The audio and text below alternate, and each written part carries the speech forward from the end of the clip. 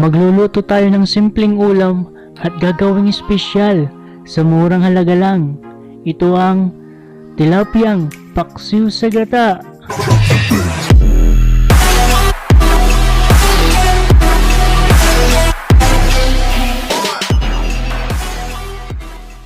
Ito yung mga kailangan natin. Luya. Bali, hiwain ko lang siya ng julienne cut or strip cut. Ganyan. Guys, paalala ko lang sa iyo, kung maghihiwa po kayo, kunting ingat lang po para hindi po tayo masugat. Yan, ganyan lang po yung paghiwa ko. Transfer lang po natin. Yan. Ayan, gumamit rin tayo dito ng bawang. Bali, crush lang natin siya ng ganyan or dik-dik ng ganyan. At tanggalin lang natin po yung balat. Hindi na po natin kailangan isama yung balat. Ganyan lang po.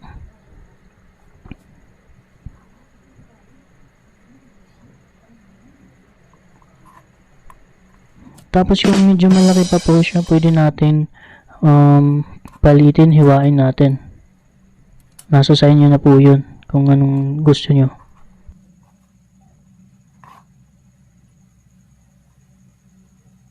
Gumamit din ako dito ng onion guys, or sibuyas.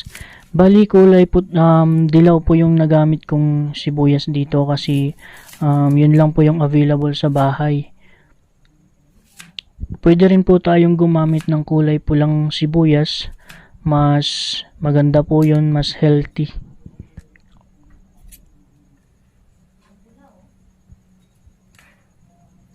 Bali yun po guys, hiniwa ko lang siya ng ganyan. Gumamit din ako ng siling panigang dito. Bali, hiwain ko lang siya sa gitna. Ayan, ganyan.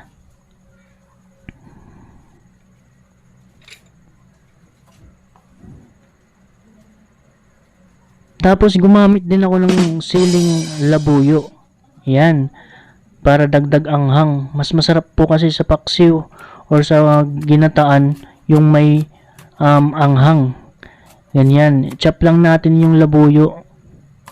Pero kung sa ayaw ng maanghang, wag na po nating lagyan. Nasa sa inyo na lang po yun. Okay? Transfer lang po natin. Yan. Ganyan.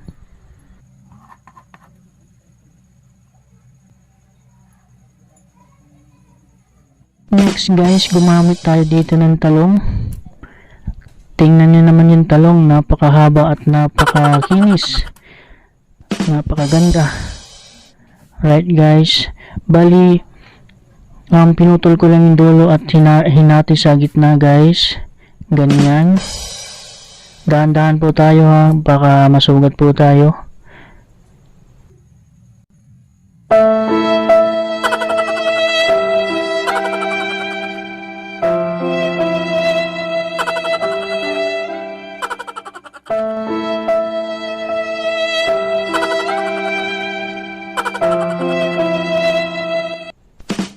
Lang yung kutsilyo na yan, napakapurol. Kangarol, hinduro, kung hawaray. Yun guys, may nakita po tayong, pag may makita po tayong bulok, tanggalin lang po natin yan. Baka may uod at makain, pwede tayong lumipad. Parang aswang. Video ko lang. Tapos yun guys, ibabad lang natin siya sa may tubig para hindi po siya mangitim.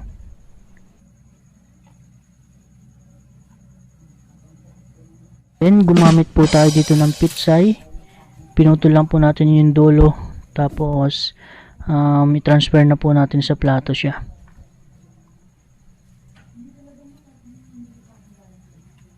And guys, yung main ingredients natin, yung tilapia. Yan, nakikita nyo naman kung gaano ka-fresh yung tilapia. Parang si Crush, fresh na fresh.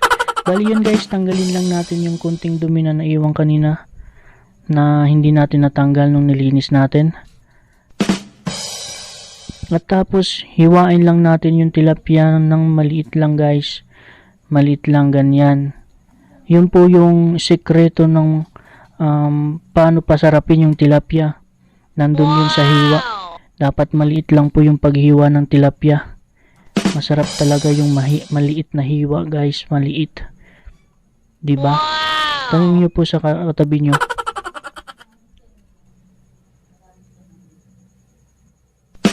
Gagamit din tayo dito ng suka, guys. Ayan.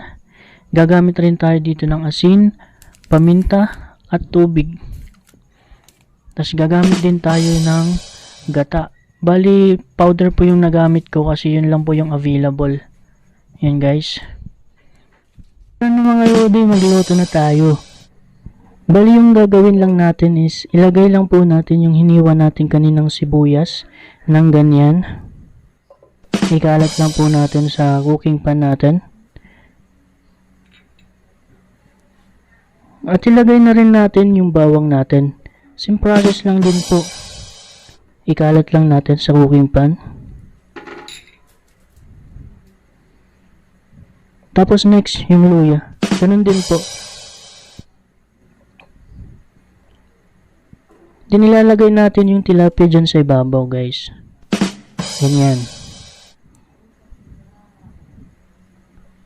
Yan po yung way ko pagluto ng ng tilapia or paksiw or any man na isda. Kasi para po sa akin, masisip-sip niya po yung lasa ng gulay. At nilagay ko na rin yung asin sa ibabaw at yung paminta. Isunod na rin natin yung siling panigang natin na hiniwa natin sa gitna, ganyan. Ilagay lang natin yan. Tapos yung siling labuyo na chinat natin. Yan. Yan lang po, ilagay lang natin sa ibabaw. Ganyan. At yung talong din, mga lodi. Patong lang din natin ng ganyan. Yan. Ganyan lang po. Tapos isunod na natin yung suka natin. Yan, ikalat lang natin. Para umasim. Hindi, joke lang. Ganun talaga yung paksiw. Ilagay na rin natin yung tubig niya. Tapos kung kulang po, dagdagan natin. Ganun. At now, ialog natin para ihalo at tikman. Pag okay na po, para sa inyo yung lasa, pwede na natin siyang lutuin. Buksan lang natin yung kalan natin ng medium high heat para hindi agad masunog. Simmer lang natin ng 10 minutes. Tapos okay na. Isunod na natin yung ating gata. After 10 minutes. Ayan. Wow! Buhos lang natin yung gata natin. Tingnan nyo naman, luto na yung isda. Madali lang po kasi maluto yung isda. Ayan. Ganyan lang po mga lodi. At sunod lodi, ilapag na natin or ilagay na natin yung pizza natin. Ganyan. Patapos na po tayo dito sa process na to. Ganyan lang po. Tapos, takpan ulit natin ng 2 minutes or 2 to 3 minutes.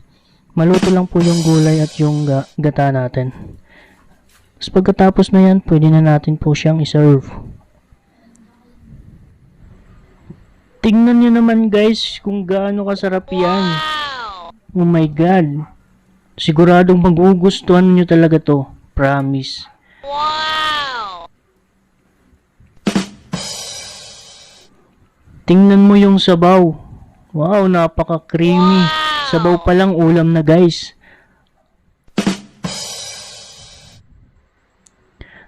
At yan guys, transfer lang natin sa plato. Tingnan nyo. Wow! At pwede na natin i-serve to. Guys, salamat po sa mga taong nanood sa akin. Maraming salamat. Pasensya na po kayo. Late po yung upload ko. Yun. See you on next video. Salamat po.